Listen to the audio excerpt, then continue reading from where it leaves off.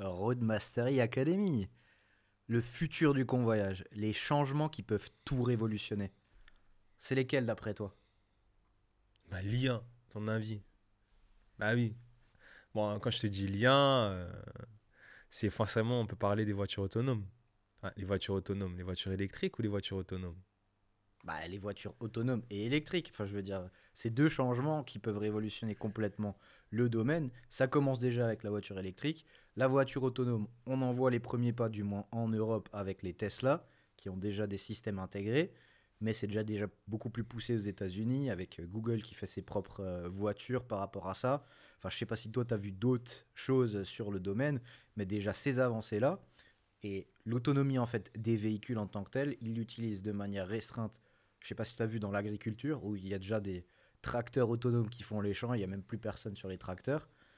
C'est beaucoup plus compliqué avec les véhicules parce que ben on a des législations, il faut quelqu'un qui soit responsable en cas d'accident. Pour l'instant, un ordinateur ne fait pas l'affaire malheureusement, mais c'est quelque chose qui va arriver tôt ou tard, ça c'est certain. Ouais, bon, on parle des législations, il faut déjà voir comment on avance. Si le pays il avance autant que les voitures, on est mal foutu. Mais non, pour les voitures autonomes, de toute façon, il faudra toujours quelqu'un au volant, ça, il n'y a même pas à s'inquiéter. De toute façon, on l'a dit maintes et maintes fois, de toute façon, il faut quelqu'un pour présenter le véhicule, il faut quelqu'un pour faire l'état des lieux. Donc, de toute façon, il faudra quelqu'un au volant pour livrer le véhicule. Je vois pas le véhicule arriver avec personne dedans chez le client. Je pense que le client, il va prendre peur. Ah ouais, ça c'est certain. Encore une fois, il y a cette partie contact humaine où on ne... Enfin, contact humain, désolé pour la prononciation, qui est absolument nécessaire. Le client a besoin d'avoir quelqu'un en face de lui qui lui explique certaines choses. Il aura toujours des questions. On peut optimiser comme on veut, on peut essayer de prévoir les questions du client comme on veut. De face, la chose, c'est qu'il va falloir que quelqu'un amène le message. Et dans ce sens-là, ce sera toujours mieux que ce soit une personne physique qu'une personne, entre guillemets, par intelligence artificielle, qui va dicter un message préenregistré avec toujours la même voix. Aussi sexy, sympa peut-elle être, parfois même mieux qu'une voix humaine, entre guillemets. Mais on va toujours avoir cette attente où, ben, je veux parler à quelqu'un pour pouvoir répondre à n'importe laquelle de mes questions parce que cette personne saura s'adapter, alors qu'on pense que l'ordinateur ne saura pas toujours s'adapter à nos demandes, à nos besoins, et ne saura pas nous rassurer comme une personne pourra nous rassurer, tout simplement. Voilà, moi je pense que c'est ça qui va faire toujours la différence, et on revient sur la législation, encore une fois, sur la route, pendant encore plusieurs années, ça c'est mon opinion, je peux me tromper, mais il faudra quelqu'un qui soit responsable du véhicule pendant son transport. Donc même si le véhicule arrive à se conduire tout seul, tant qu'ils auront quelqu'un dans le véhicule, ce sera cette personne qui est responsable. Et rien que pour ça, le convoyeur aura sa valeur ajoutée, au minimum. Ouais, je suis complètement d'accord avec ça. Je pense que l'IA va, comme à son habitude, on essaie de faire peur en disant qu'elle va remplacer en fait le conducteur, alors que pas du tout. Pour moi, elle va l'assister. Et assister le conducteur, pour moi, c'est pas quelque chose de négatif. Au contraire, c'est quelque chose de positif. Le chauffeur va pouvoir comment dire, se spécialiser et se concentrer sur d'autres tâches qui va lui permettre de donner de la valeur ajoutée. L'IA ne va jamais pouvoir tout faire, comme le conducteur ne peut pas tout faire seul non plus. Il a besoin en fait d'une assistance. Aujourd'hui, quand tu vois les véhicules comme ils ont évolué en quelques années, quand tu regardes tout l'électronique qu'il y a à l'intérieur du véhicule, c'est pas pour autant qu'on a mis le chauffeur de côté. Donc oui, les véhicules autonomes vont forcément un moment arriver sur le marché, que ce soit en Europe ou autre part, mais le chauffeur sera toujours présent, et ça, il n'y a aucun doute. Ça, c'est sûr, c'est sûr. Maintenant, on a l'IA, on peut l'utiliser aussi en tant que chauffeur. Faut pas sous-estimer ça. Ça peut aussi être un outil pour soi, pas forcément qui va nous remplacer, mais qui va optimiser encore une fois nos tâches, les tâches qu'on nous confie en tant que convoyeur, potentiellement celles qu'on va nous prendre, parce que on va prendre la partie contact client. Les plateformes vont vouloir prendre de plus en plus en charge et de moins en moins par le chauffeur. Vous aurez quand même toujours un aspect contact avec le client par SMS, parfois par mail. Dans ces cadres-là, vous pouvez naturellement aussi utiliser l'IA comme opportunité pour gérer ces échanges-là qui sont chronophages de votre côté, qui n'ont pas beaucoup de valeur ajoutée parce qu'en général, c'est pour s'assurer et mettre en avant des détails logistiques ou justement de livraison de date et horaire, ça, vous pouvez laisser gérer par l'IA et vraiment vous concentrer, comme toi tu l'as dit, bah, tout simplement sur l'interaction, sur la partie où il y a le plus de valeur ajoutée, que ce soit la mise en main, que ce soit justement l'explication des fonctionnalités.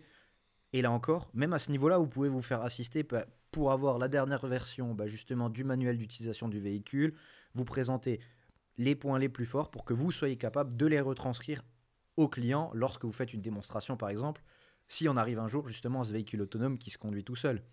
Donc voilà, ça c'est vraiment des opportunités à prendre en compte en termes d'IA.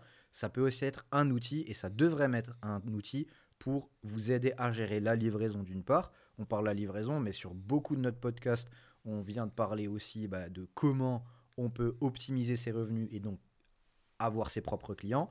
Ça peut notamment vous aider sur la gestion administrative, avec la facturation et ce genre de choses, mais aussi sur bah, l'acquisition de clients, tous ces toutes ces actions répétitives que vous devez faire bah, pour justement contacter les clients, garder le contact, les relances, tout ça aujourd'hui ça peut être géré par des intelligences artificielles et de plus en plus vous allez voir sur le marché des intelligences artificielles qui spécialisent dans un domaine, de plus en plus il y en aura qui vont vous proposer tout, de tout faire en un seul et même endroit, de l'optimisation graphique, de l'optimisation vocale, de script, enfin voilà, tout va je pense, se concentrer. Des ponts de plus en plus importants vont se créer entre ça.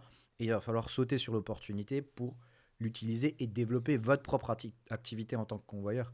C'est pas seulement un risque, entre guillemets, qui peut vous remplacer, notamment avec la partie conduite autonome, mais ça peut aussi bah, justement vous aider à être plus productif, à gagner du temps et à vous concentrer sur la partie valeur ajoutée et notamment augmenter votre rentabilité parce que si vous gagnez du temps, vous pouvez faire plus de convoyages, vous pouvez vous concentrer sur des convoyages à valeur ajoutée plus forte et c'est ainsi que vous allez augmenter votre rentabilité en fait. Ouais, et si on regarde sur vraiment l'historique logistique, le convoyage automobile a pris aussi un saut en avant à partir enfin, l'après-Covid. Les gens ont commencé à acheter, à louer en ligne. La logistique, en fait, a pris a muté, en fait, tout simplement. Et ça, c'est aussi grâce à l'IA. L'intelligence artificielle n'a pas que des mauvais côtés, elle crée des opportunités. On le dit et on le répète. Donc, le convoyage automobile, c'est parce qu'il y a eu une évolution, un pas en avant sur l'IA. Et maintenant, elle va aider aussi au niveau de la livraison, du dernier kilomètre, comme on appelle ça.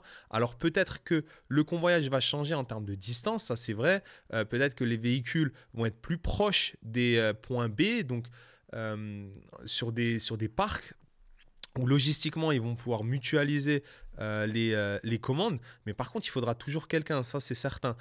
Les véhicules sont de plus en plus équipés, donc encore une fois, comme tu l'as dit, ça assiste mieux le convoyeur, que ce soit au début ou que ce soit à l'arrivée. Maintenant c'est au convoyeur de pouvoir s'adapter aussi.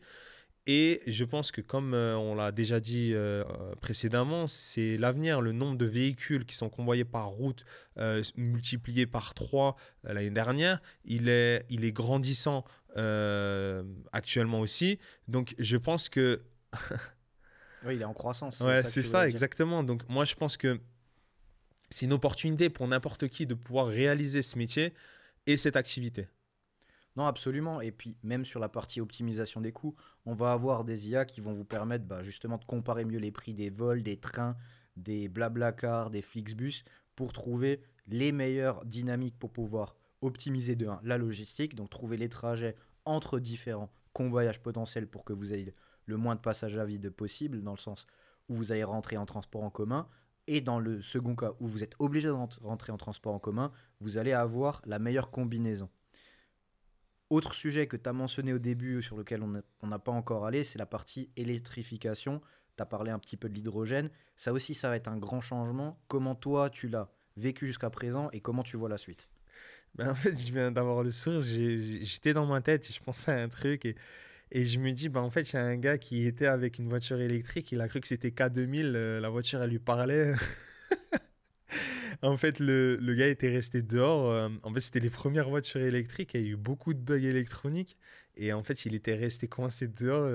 Il avait perdu les clés, étaient dedans et il a dû se faire remorquer. Mais ça, c'était une sacrée anecdote. Je sais qu'on n'a même rien pu faire. Le dépanneur est venu, les pneus étaient figé. Ah, verrouillé. Mais oui, verrouillé. Et en fait, ouais, il m'a fait la référence à K2000, quoi. La voiture qui lui parle, tu sais, les trucs qui s'allument et tout. Et ouais, je venais d'y penser, ça m'a mis le sourire. Donc oui, c'est sûr que l'électrique a... Je pense que demain, c'est l'avenir. On ne peut pas revenir en arrière. Maintenant, il y a quand même des étapes à prendre, comme on dit, step by step. Mais oui, pour l'hydrogène, aujourd'hui, il n'y a pas beaucoup de véhicules hydrogène qui sont sur le marché, hein. Et quand tu regardes les stations qui desservent justement ce carburant-là, il n'y en a quasiment pas. D'ailleurs, je ne sais même pas si beaucoup de chauffeurs aujourd'hui seraient capables de savoir comment utiliser un véhicule hydrogène. Probablement pas, du moins ça n'a pas l'air compliqué dans le principe, on en a eu quelques-uns, je ne sais pas si tu te souviens. On avait une opération, on devait refaire le plein de ces véhicules. Alors les pompes sont particulières et c'est vrai qu'il y a aussi un temps de charge qui est un petit peu plus long qu'une pompe classique, mais ça reste une pompe. Moi je ne l'ai pas fait personnellement, mais je sais que sur les premiers véhicules, le chauffeur qu'on avait missionné, il avait ouais, sacrément galéré quand même, hein. Il avait mis beaucoup de temps, d'une part parce que c'est un processus, d'autre part parce que c'est le point que tu viens de mentionner. Il y avait juste deux stations en proximité, encore on était en région parisienne, enfin on n'était pas loin de la région parisienne, et les deux stations blindées pour le coup. Donc pas beaucoup, on va dire, de moyens de refaire son plein sur l'hydrogène. Moi je reviens sur l'électrique. Ici, ben, il faudra toujours faire attention, c'est un peu comme avec le thermique. Il y a eu des premiers modèles, ils ne sont pas toujours bons en termes d'autonomie. Il y a des différences sur les capacités des batteries en termes de distance parcourue. Il y a aussi des différences de capacité sur la puissance et la vitesse de recharge notamment, parce que on a des bornes de recharge qui peuvent faire du 300 kWh et ils commencent à en sortir des 500 ou je sais même pas combien ils vont encore nous sortir de kWh. La vérité c'est que la majorité des véhicules aujourd'hui sont plafonnés à une certaine puissance de charge. Donc vous avez beau avoir un 6000 kWh de borne, si votre véhicule il est limité à 50, il charge à 50 même sur la borne à 6000. Ça ira pas beaucoup plus vite, quoi. Donc ça dépend aussi du véhicule. Et là, chaque constructeur fait un peu à sa sauce pour le moment. Alors, ils ont des points communs, justement. Ils ont certains modèles. Il y a certaines puissances de charge qui ne changent pas parce que c'est aussi dû au réseau électrique, entre guillemets. Il y a des prestataires qui vous proposent des cartes de recharge. Donc, ça aussi, c'est particularités, outre les problèmes qu'on peut avoir avec l'électrique qui sont la durée de charge et les bornes. Heureusement, il y en a de plus en plus. Donc, les problèmes que nous, on avait au début en tant que boucle de service où les chauffeurs trouvaient pas de borne, ils savaient pas comment recharger. Il y avait quatre cartes différentes sur le marché. Il y en avait une qui était principale, mais elle allait pas partout. Ces problèmes-là, on les a de moins en moins. Aussi avec des outils qu'on a mentionnés dans un podcast différent, qui vont vous aider ben, justement à planifier vos trajets spécifiques liés à l'électrique pour pouvoir recharger le moins de temps possible, hein, et parfois même le moins possible en fonction du trajet que vous avez à parcourir. Tout ça, ça commence à exister et on va dire à apparaître aux masses tout simplement. Avant, c'était réservé à une population qui était assez restreinte. Maintenant, ça commence à arriver même pour le commun des mortels, disons.